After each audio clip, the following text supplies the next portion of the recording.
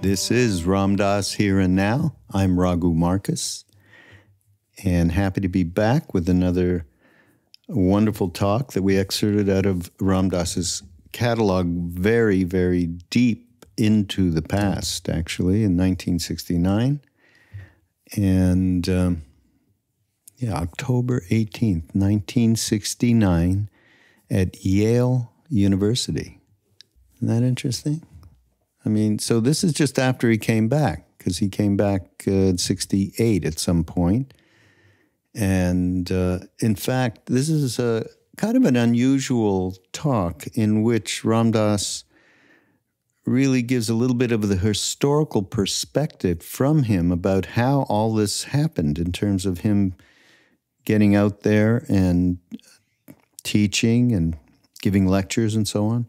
And what happened around the farm that his father had in New Hampshire that many of us went to in those couple of summers, 69, 70, and how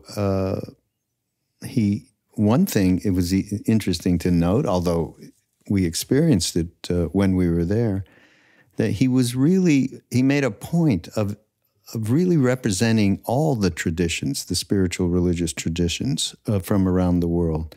So they'd be doing Buddhist meditation and Hindu chanting and Sufi dancing and so on.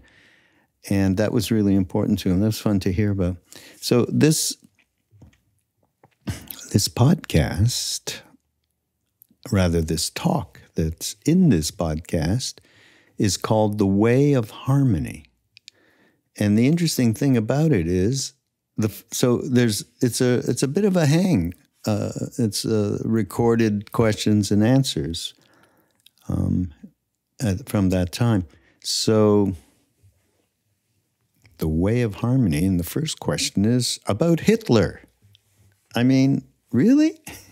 And it was about, should Hitler have done what he did? So,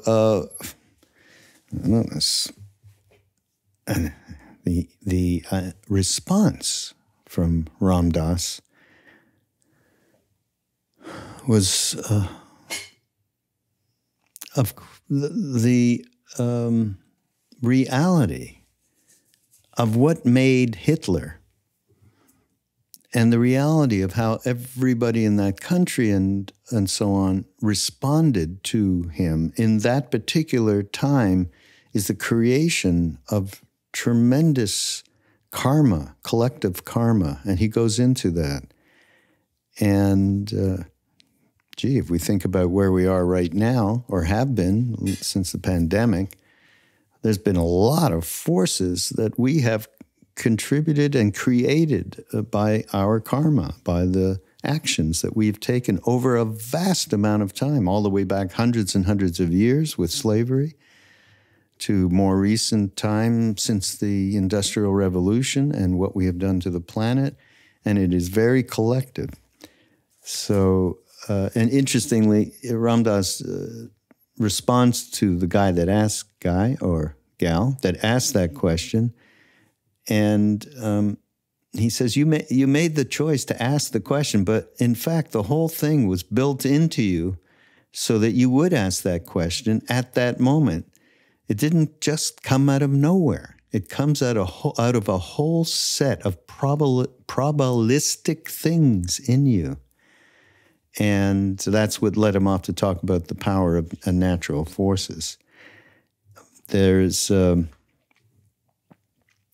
one, well, for me it was very poignant when he talked about in talking about the collective karma of us creating and interacting with nature, then the power of natural forces to push back, shall we say, which we've experienced. And he talked about, and one of them is a pandemic.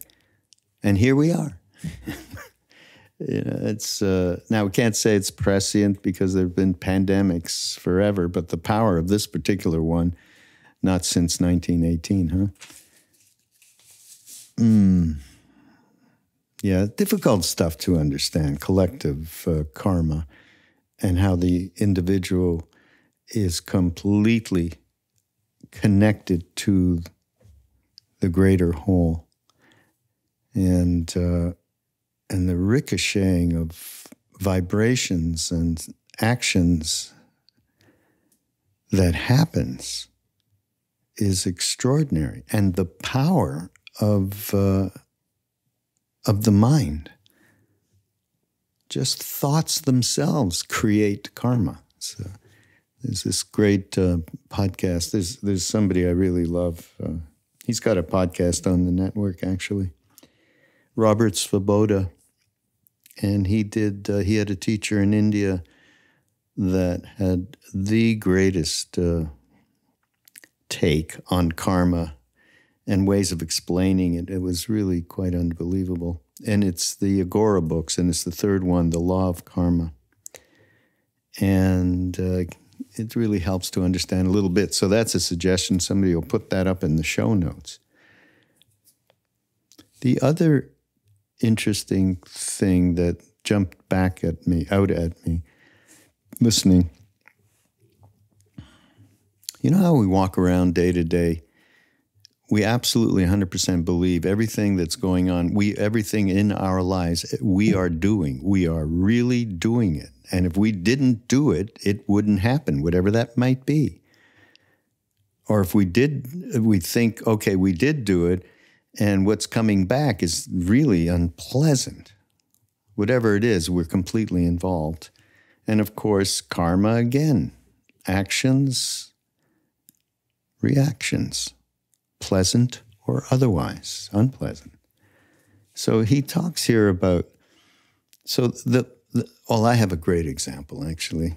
Someone I quote all the time. He was a major mentor of ours, K.C. Tiwari. We're actually getting close to finishing a film about him. We have wonderful footage of him and really far out stuff from India footage.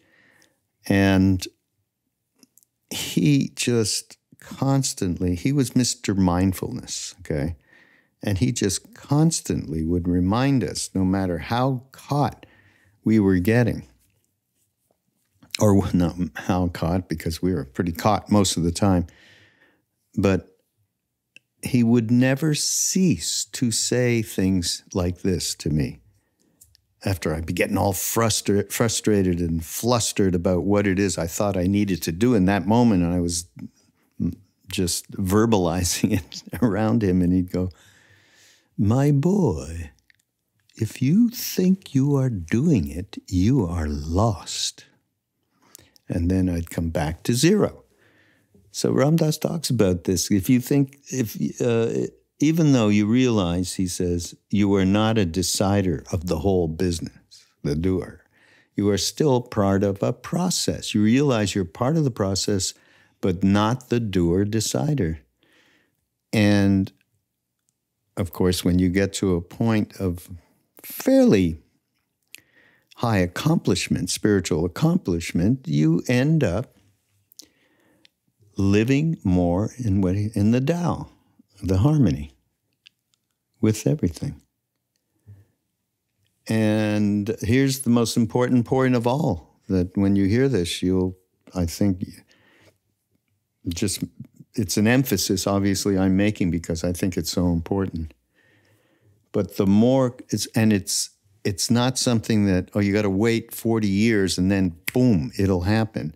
It's the day-to-day work on ourselves. And the more conscious we become and move more towards the harmony that Ram Dass is talking about, the less you are capable of creating, this is his words, conditions which increase the illusion for you and for everyone else around you, for your fellow man, he said.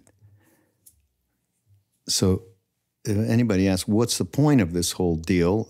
Here's a major point, right? Because it affects both your personal karma and collective karma. The more conscious you become, the less you're capable of creating conditions which increase the illusion and the suffering and everything else. So, very, very important. Very so, as they say in India. So here we go. It is called The Way of Harmony.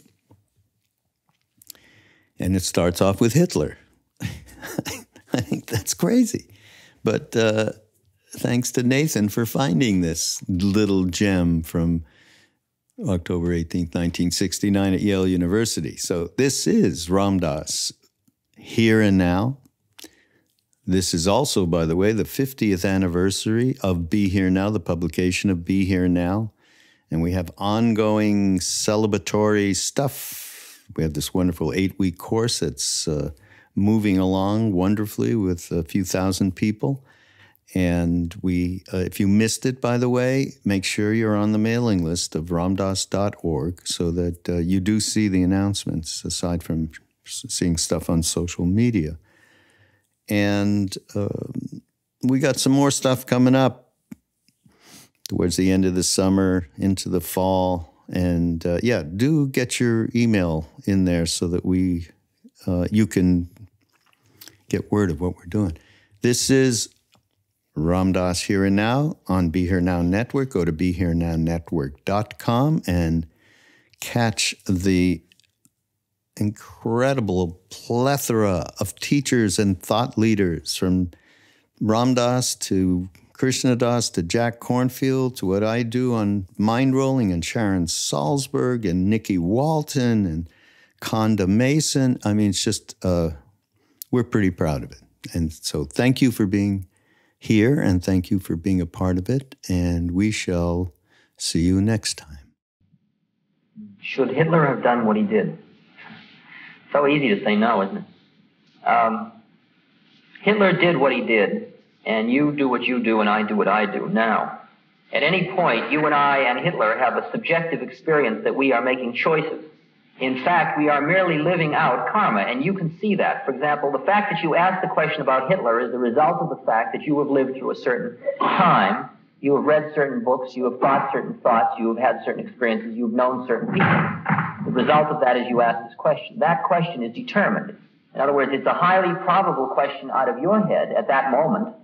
It's a highly improbable question, say, out of your head at that moment. Okay? In other words, you experienced it like you made the choice to ask that question. But in fact, the whole thing was built into you to ask that question at that moment.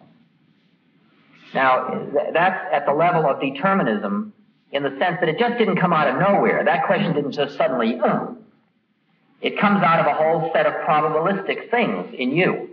Probabilistic things in you.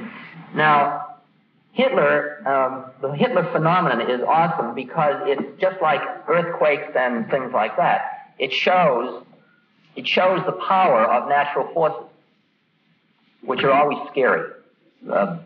Blight and epidemics and things like that show the forces of nature, hurricanes and stuff like that, whole villages inundated under rocks. And in a way, you see the power of nature, of which man's desires, ego desires, are part of it, in the same way as rocks tumbling are part of it. They are all part of nature, and that's the divine mother doing the destructive thing, and it's horrible. In the same way that there's creation of new villages and new things and hope and love and beauty, and that's all beautiful. And there are all the people that are the non-Hitlers who do the other end of it. Now, it may be that you've got to understand further that there is no human being that in their inner place, no, that isn't true, but I would say that most people think they are doing the right thing from where they're sitting. Their subjective experiences, as you could see from the Nuremberg trial. They didn't say, I am doing evil, but I'll keep doing it. They said, well, I was just following orders, which is what the doctor is saying, I got to preserve life. I'm just following orders. Or they were giving some other justification, but it wasn't like they were saying about a master race, which was a philosophy of idealism for mankind, distorted though it may have been at one level. Now, when you start to go into eternal space and time, you begin to do different takes of these natural disasters and phenomena like wars and pestilence and so on. You see them as horrendous things. And if you are in the situation at any moment, you may take action to stop it, because your actions always, you see, I'll tell you about that in a minute, about how you decide what your actions must see. But when you get into eternal time and space, you begin to see it in a slightly different way. There was a book by René Dumas called Mount Analogue. And in Mount Analogue, it's a group of Europeans who compute mathematically the presence of a mountain higher than any known mountain in the world, and it's an island. And the reason nobody's ever found it is because there's a magnetic field around it such that when you direct the ship towards it, the ship goes around it thinking it's going in a straight line. Because it's got this weird magnetic field around it.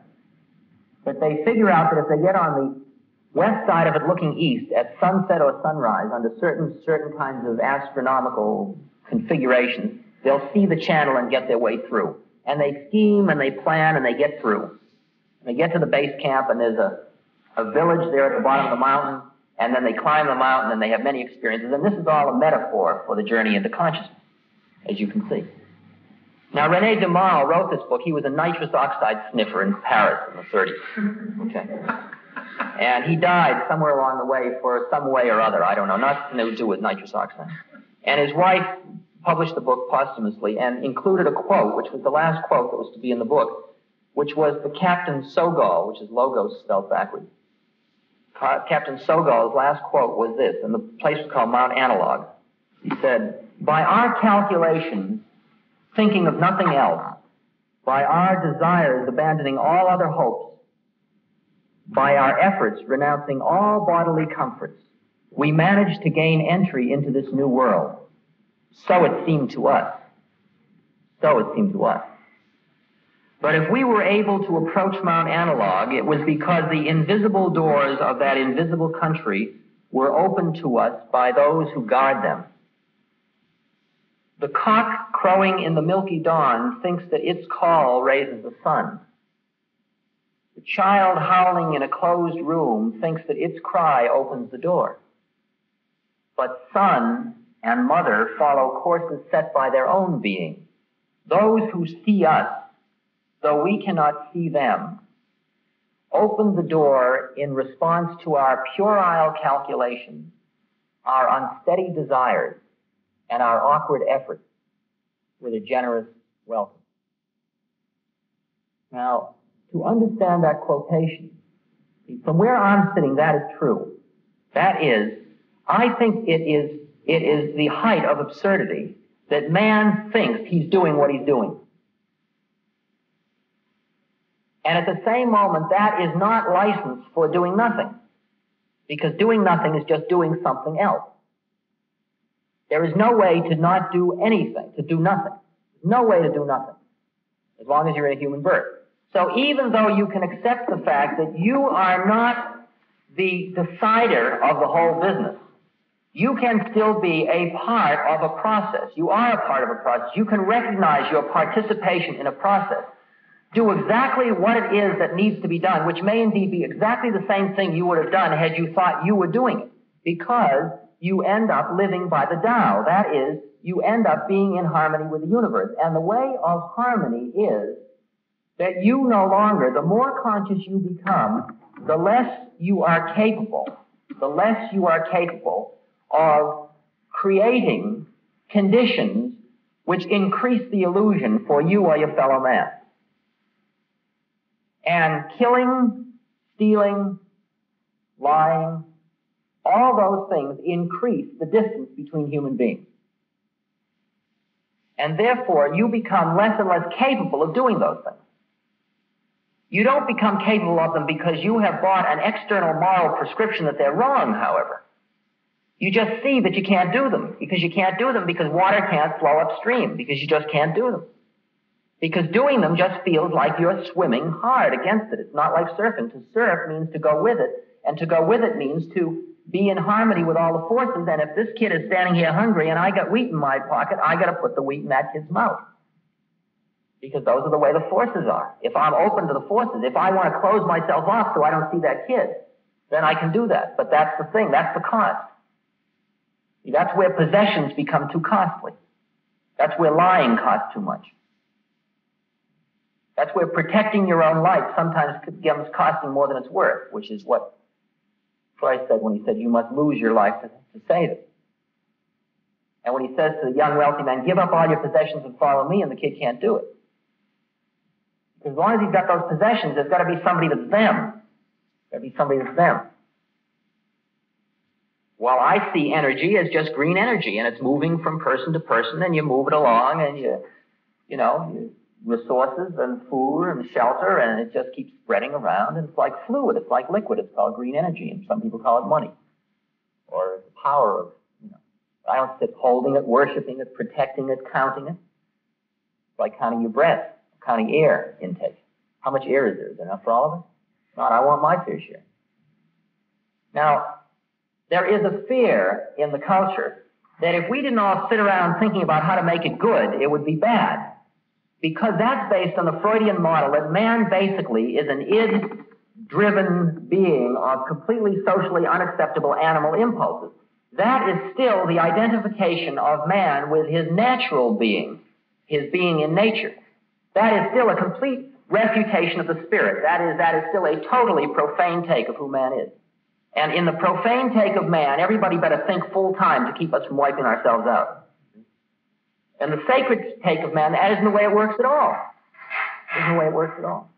And the funny thing is the sacred and the profane may lead to the same behaviors, but the behaviors may have entirely different effects because of the vibrations with which you do them. I can feed a kid in Biafra because I feel guilty because I have so much, and the kid in Biafra ends up hating me, as is the case with America in most of the world. Or I can, see, there's a thing in my yoga that says, my yoga is really beautiful because it says everything, see? And it says in it, there is no giving or receiving of gifts. Now, does that mean that I can't ever take anything from anybody? No, that doesn't look like it. It means that as long as that person is attached to thinking he is the giver and I am the receiver, and this is something he has to give, forget it. Because by accepting that, I am entering into a subject-object contract with him, which is ending up keeping us both apart. On the other hand, if he has this stuff and says, here, I have this energy, you need it, you use it. Like here we are, and there's this energy. Then groovy.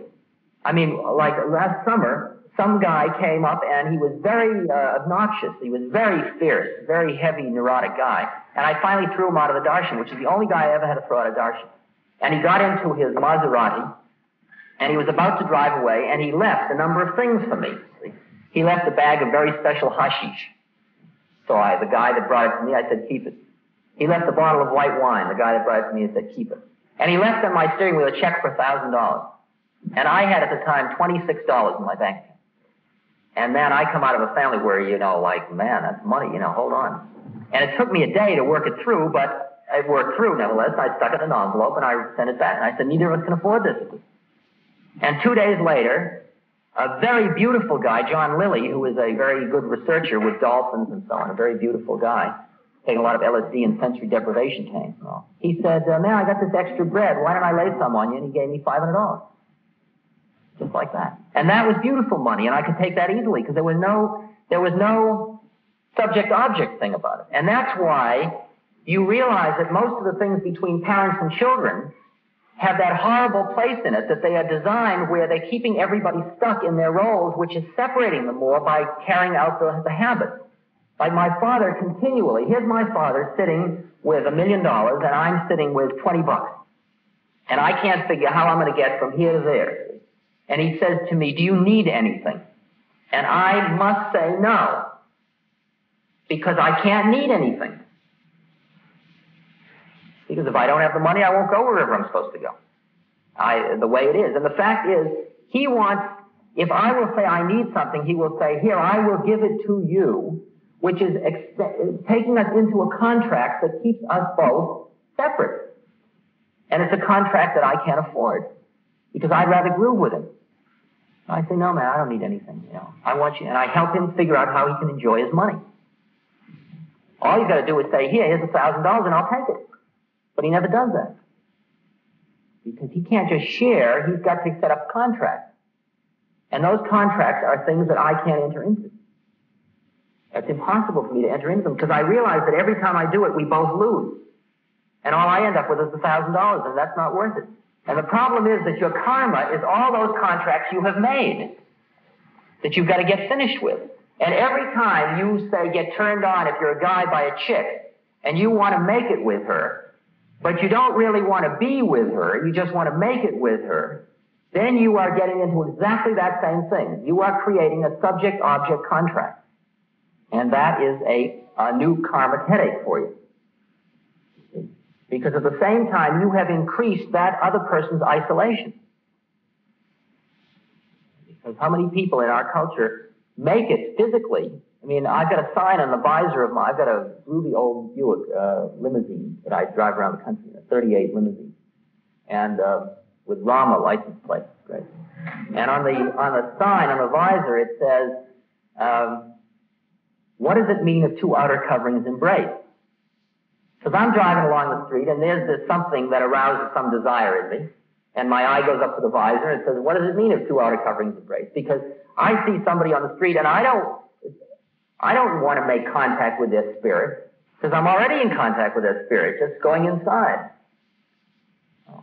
It's a desire, it's lust, and the thing about the concept lust, which sounds like an old biblical term, the concept of the thing about lust, the reason why lust is such a rough concept is because it is profane, because it involves keeping something object in order to desire it. While the minute you get into the other level, where you're making it all sacred, then you have to establish that place where here we are one, and then whatever sexual dance ensues. But the dance ensues out of the oneness, not out of the two-ness. You're not keeping the person there in order to lust for them. See, and the problem is, can you give up your lusting fantasies and still have sexual gratification? And as I said last night, the fact is, until you give it all up, you don't get any of it. You don't get enough. And once you've given it all up, you get it all. That's the rule of the game. You hear that? As long as you reach for it, you'll never get enough. You will never get enough. And I've got many of my friends in the Playboy organization who attest to that. You never get enough. As long as you're lusting for it. And the minute you give it up, I don't mean anything to do with actions now. I'm talking about attachment to desire. Attachment to desire. Then you start to enter into another space, and in that space you have it all. Because in that space, it all becomes sexual. I mean, I am more and more totally in love with everybody all the time. And I don't feel that I am stopping my sexual life. I just feel it's broadening and broadening and broadening until it includes everything all the time. I've still got a long way to go, but it's sure getting very far out. I mean, it blows my mind because I got to go through all my models of, like, wow, that's strange. Turned on by a rock?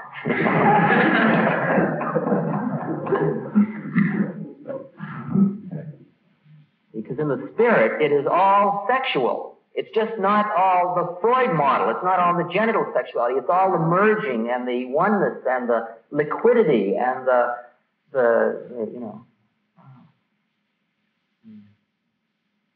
Well, the whole karmic trip is a unique trip. The karmic trip includes your heredity, your genes, all of your environment, every experience you ever had, all the people you ever met, the people you walk down the sidewalk and see. That's all one package. That's a totally unique package. And you are born into that package. That package didn't exist before. It was created just to work out certain things for you. Desire creates the universe. Your desires create your universe. You know nothing other than your own desires. That's all that the world consists of, is the projection of your own desires. So people share desire, share others, part of each other's universe? Yeah, exactly. Yeah. See, it usually works out that way. Like psychologists hang out with psychologists, and athletes hang out with athletes, and people hang out with people generally. There's some cross thing because people feel they should be liberal and they have a few other types of friends, but generally, hippies hang out with hippies, and there's we and them, there's us and them. Until you finally get a reference group where everybody's us. And it doesn't matter who you're with at any moment, because it's all the same. Because everybody's God. Here we all are. We're always right here. Who will we be this time? You want to be a drunk on the street? You want to be a leading physicist? You want to be the bus driver? Who? I once stopped at a gas station, a Shell station. A man came and started to wash my windshield and all, and I have this nice car, and he started talking about cars and how he had one of these. And there was a meat strike in New York. He brought 1.5 tons of turkeys in the car into New York City and sold them down in the market district. We talked, and I was looking at him just thinking, his God, being a gas station. And all I felt was total love towards him. And the warmth of that thing, he felt that thing. I mean, as weird as I looked, he still felt that thing. And I had no way of relating to him, really, because he's not interested in what I'm interested in at that level of interest. He doesn't read or think or relate or meditate or any of that stuff. He just sells gas. He said, would you like to look at my car? Sure. Got out one. He had a Mercedes-Benz. We looked at his Mercedes. He said, gee, I'd like to have you meet my wife. She's upstairs. Okay. Good. Want to stay for lunch? Okay. Stay for lunch. Stayed for the evening. He showed me everything. I realized I could settle down and live right there for the rest of my life. And it was perfectly all right. And I began to realize that every moment was that same moment. That everybody was family. There wasn't every home. The home was the place you were at the moment. I have no home now.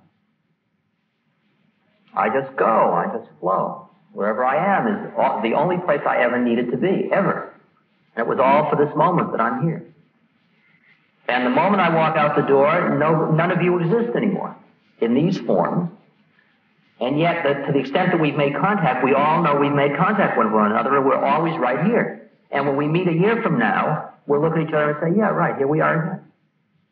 And there's nothing we have to do for, to, or about one another in most cases. Sometimes there are some people that have specific problems that need something or other. But generally, I can just pass people, and it's enough that we have the direct moment, and we say, yeah, right, here we are. Wow. And that's it. That's all that has to be done. Because that touches that place where you make that contact. And the contact takes just as long as it takes. Yeah, now what I find is that I have maybe 15 or 20 tapes that have been made of these darshans, and that there's now these tape distributing companies, and they start to distribute the tapes, and the tapes do it. The person sits down, listens to 4 hours of very high tape, and we make the contact. And I'm meeting all these people who are totally in love with that place that was coming through me, and it has nothing to do with me. We made the contact. And I dig that the purer I am, the more I make that contact with everybody I meet all the time. And it's only when I get caught in my own identity that I lose it. Because I'm busy doing something. I think I'm doing something. I don't have time to.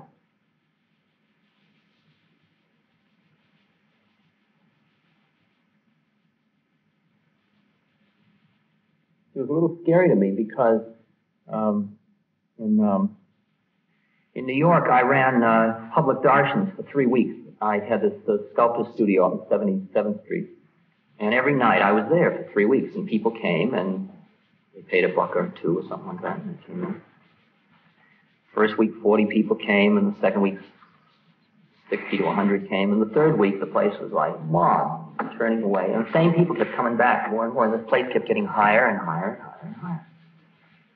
Until finally, I would get there and I would go and sit down. And I would start speaking within about a minute after starting to speak. This thing would take over. I would just like go on automatic. I just sit doing my mantra. And the speaking would go on. It was the people speaking. Right? And I'd speak for 3-4 hours and we'd chant together. And the place would be, here we'd be on 77th Street and 3rd Avenue. And there'd be not, just like, right in that room. It was just absolutely here. We just all were here. There was nothing that had to be done. We'd gone beyond words. And then people would silently drift out into the street. And after maybe 150 of them had gone, there were maybe 30 left, I would just stay in meditation until most of them had gone. And around, 12 o'clock at night, I'd get up and I'd start to stagger around the room. And I was in a very funny place in my head. I mean, I was using no drugs, but I was in such a funny state because the person who had spoken, or the vehicle that had spoken, I had turned me off so much there wasn't any need to come back into. There was no role to come back into. And people would come up and bring me flowers and fresh bread and just come up to touch me or to love me. And I was like, wow, man, no ego can handle all that. You know, and there was no ego around my ego would love to have had it all. See? It would love to collect it all, but it would have drowned in it. See? It was much too much for any one person to have that much love. And it had nothing to do with me at all. And that was the funny thing, because there was no role to be in. There was nobody to be at all under those conditions. And I just staggered around being really confused, totally confused. I couldn't figure out what I was supposed to be or do or act. Because now what I really think of, I just feel more and more that I'm just getting to be like a rent-a-robot. You know, and you just move the rent-a-robot around, you put it in a place, and you crank it up, and out comes the stuff. And it goes on and on and on, and you stop it and say, well, time to stop, okay? Turn off the hamburger machine. Put it away, keep it serviced, protected, bring it out, and it does its thing some more. Feed it, care for it. It has nothing to do with it, particularly. It's not saying, I got to make more hamburgers. There's nothing I could possibly be collecting that I could see that I want. What could I want? What could he want? He wants it all, but what is he going to do with it? Good. How much love does a human being need? Power, fame, what good? What are you going to do with it? I mean, I've lived around so many people that had power, fame, stuff, and they're obviously they don't have enough. And they got lots of it. Little meeting of the President's Club, and there's all these guys with power and fame. Look at how much power and fame I have. Well, I have all this power and fame. Oh, you have all that power and fame. Wow. And there they are, and it's not enough. You can just tell it. You can tell it in their eyes.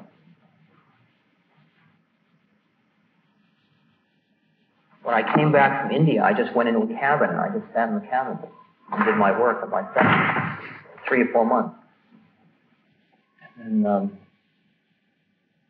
one day I was going in town for groceries, and my father said, here, I just got this new car. Take it, try it. And I thought that was pretty funny. And so I took this big new Cadillac, and I went in town to buy groceries. And I saw some hippies, and I waved at them. And they came into the store, and when I came out, they said, man, you got any acid?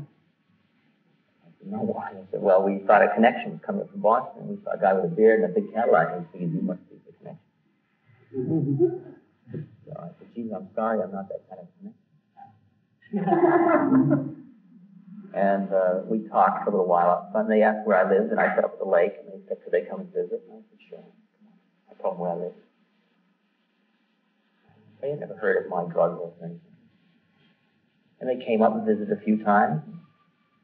Then they brought their friends, and then they brought their parents, and the parents brought the ministers, and then some of the parents invited me to speak for the Indian Forum at the University of New Hampshire, and then a postcard was sent from India from Bucks County Seminar in Pennsylvania, and I answered that, and they said, since I was back, would I come and give a weekend? And then they asked if I'd give a lecture in New York City, and then I just kept doing the thing.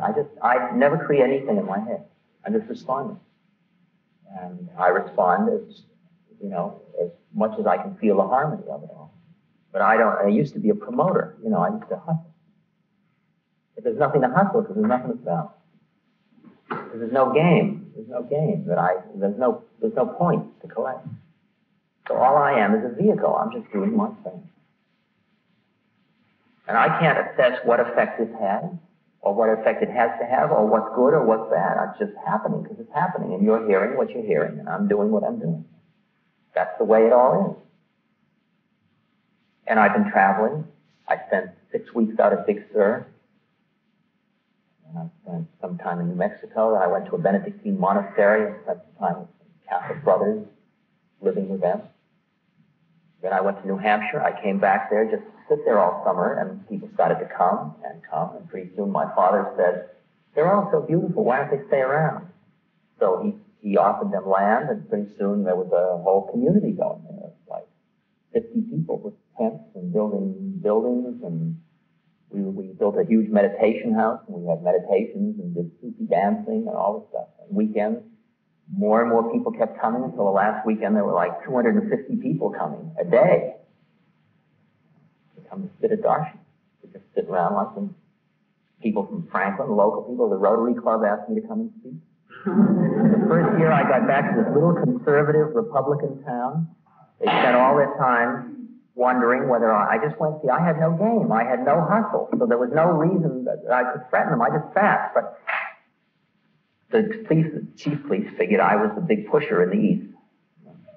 He called in the federal people to investigate me, and they were building all these big dramas about that I was using my father's estate to push. Because these young drug users were coming up to visit me. And I kept saying, tell the chief he's welcome to come anytime he wants. He doesn't need any letters from the court. He's welcome to come and investigate, ask me any questions. I'm always sitting right here. And there was nothing he could do. I mean, all he could do was fume. And then one of the mothers wrote an article in the Concord Monitor about holy man comes to Franklin.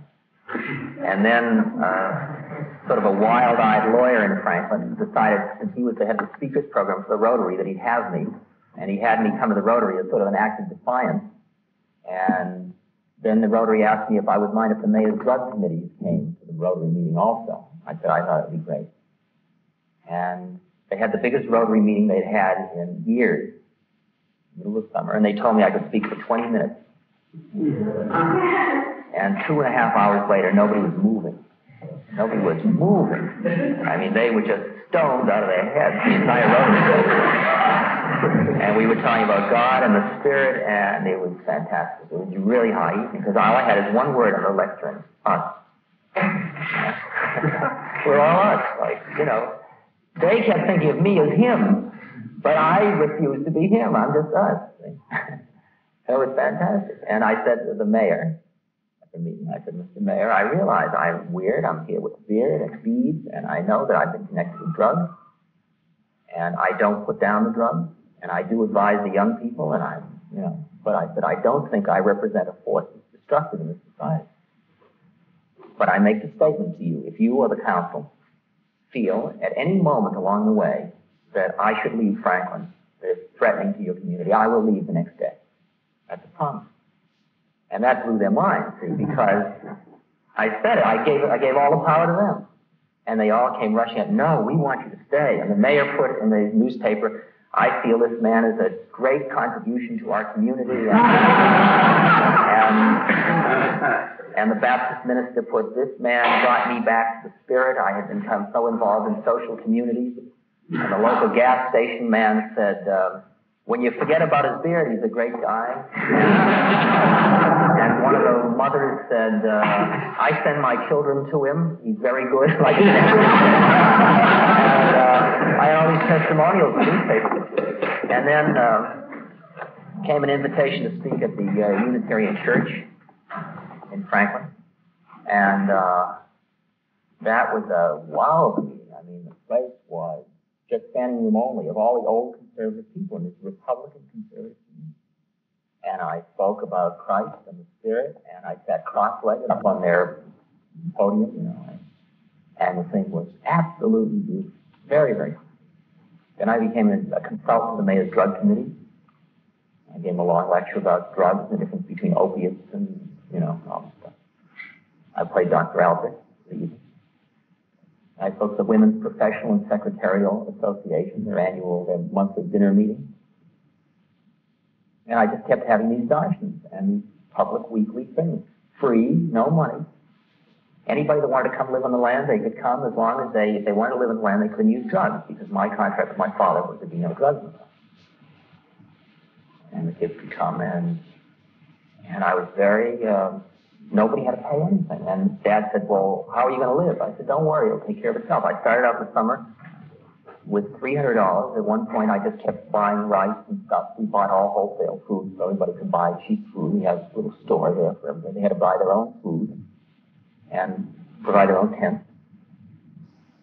And at the end of the summer, when I went to take off, I had $1,000. And I don't know how it came about. Just that the people that had green energy shared it, I guess. I must see how it happened. So there was just a big bowl of money sitting there, and people either put in or took out. And I had never been in a scene that was that pure. I had never, because I'd been through Millbrook and Newton and Mexico and all these things, and I had never been through a scene where nobody was invited. Nobody was invited. There was no game I had going. There was no reason why I wanted anybody there. I was perfectly content alone or with people. I didn't need anybody. And everybody came because they were seekers. And the living was very fierce because the mosquitoes were wild and, it was rough woods living. And so it didn't collect all the people that just came to hang out in the groovy scene. At first. Later it got a little changed a little. But I watched the power of the thirst of people for these kinds of things. There were a lot of people who were ready to go and create a little meditation room out in the woods and go sit out in it for a week and then come and share their experiences. And there were many people that were willing to get up at 5 in the morning and do meditations and chanting sessions and go and fast and special diets and so on. And these were all of us that were ready to do these things. So I learned from that. Now I'm going to New Mexico. We have a place up in the mountains. A group of people created. Beautiful, fantastic place. We're going to have 16 people there for the first run, 7 weeks. We have 8 separate meditation rooms, buildings, and they'll all go into these separate buildings. And it's, again, another experiment. Western ashram. I'm going back to India a year from September. And at that point, I hope my karma is complete, my Western karma. Then whether I come back or not doesn't matter. I'll come back or not, depending. But I'll just go to the feet of my guru and say, okay, baby, now what? And if he doesn't exist, then whatever happens. I just watch it all unfold. See, I don't, I just watch it unfold. It's extraordinary how it unfolds. See, the thing is that when you keep working in yourself and the spirit says something's coming through, people keep reaching, they keep hearing, and the thing keeps gathering, and it's all purely organic. It's just all out of that inner place. It's not out of... The minute there's an impure thing in it, you know it, and they know it, and everybody knows it. And the thing is that there are enough people at the level now that they are demanding total truth and total purity. Any sick games, there's just no room for them anymore. Nobody wants Richard Albert around anymore. He's a drag. I think he's a drag, and so does everybody else. He's greedy, lustful, wants power, fame. He's lurking in the wings, waiting to take his just credits all the time. So let him lurk. That's who I am.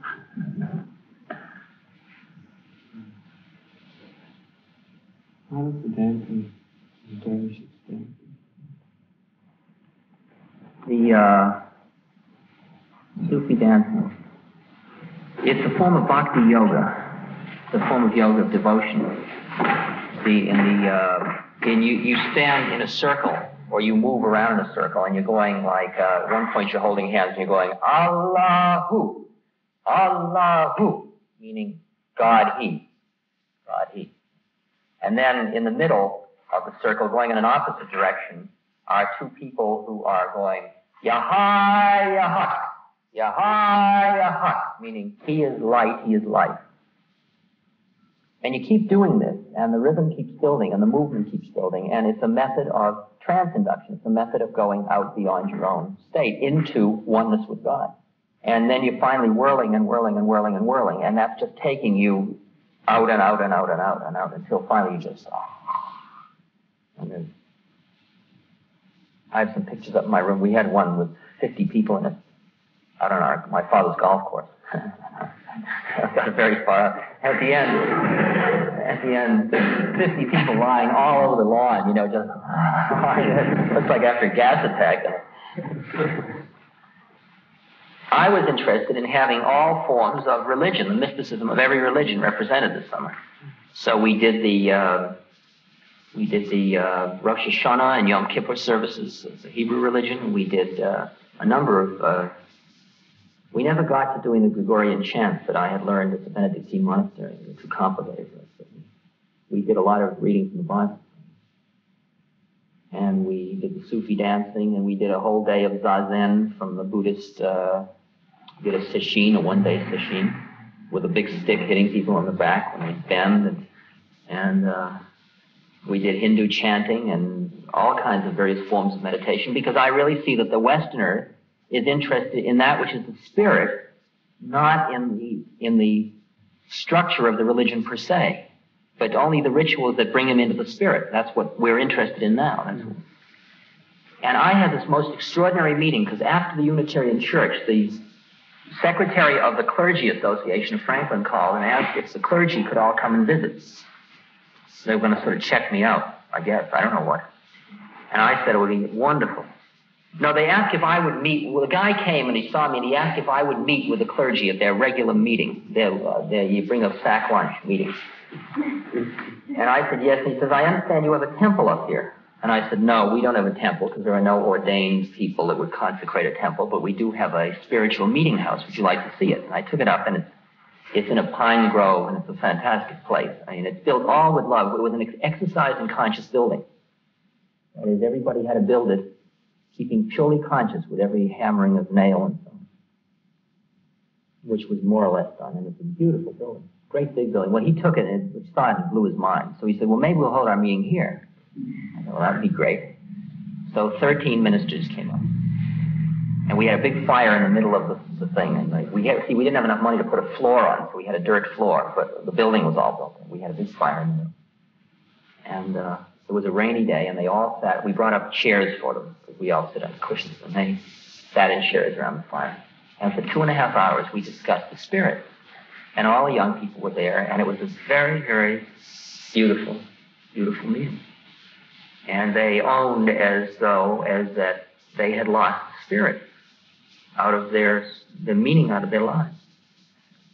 And one man went out and he just embraced me and he says, like, this is the first hope I've had in 30 years. And when I was at the mayor's drug committee, I was sitting there and talking, and 2 nuns were in the audience, and one of them said, may I say something? And I said, yeah. She said, I think 2 of your people were at our church last Sunday.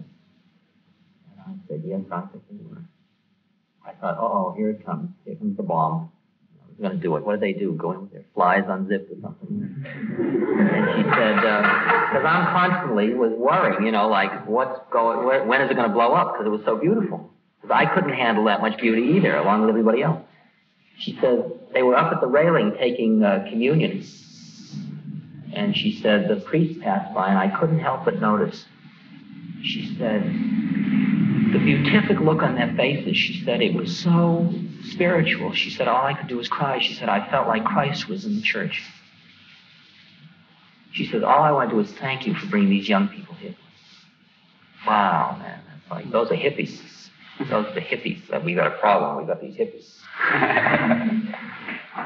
I dug that the spirit was the spirit, and that the exquisite thing is the church has all the rituals and all the structure and all the language the minute the spirit can be invested back in. And the beautiful thing, what I was hoping to do for next summer, since I'm a little scared to do the same thing next summer because of the numbers, I was hoping to get all of the clergy together in Franklin and get us to collaboratively do something next summer. Nobody comes on about their religion. We'll still have a completely interdenominational, all forms available. And a kid was perfectly welcome to come to the scene if he didn't use drugs, to go off in the woods. He never had to come to any meetings. He never had to see anybody. He could just go off and meditate by himself. Or he could come and sit and play his flute all the time. During the hours you could play flutes. There was no come on to anybody to do anything. And that's the way it's got to be. The thing is that the minute you put it into the hands of men who are traditionalists, they feel, well, we have to impose these rituals. And there's none of that at all that I do. But I would love to, because I see these kids finally want to come back into the forms of their religions, because that's their karma. I'm still trying to find a way back into Judaism. It's a really heavy religion, I'll tell you. It's really heavy, because it's primarily a folk religion. It's primarily rejected its mystical traditions. Christianity is much more closely linked to mysticism than Judaism is as well. This podcast is brought to you by the Love Serve Remember Foundation and ramdas.org. We appreciate you listening, and we appreciate all the support that you've given us. Please continue that support and donate at ramdas.org. We can then continue to share what Ram Dass has been sharing for all of these years. Thank you.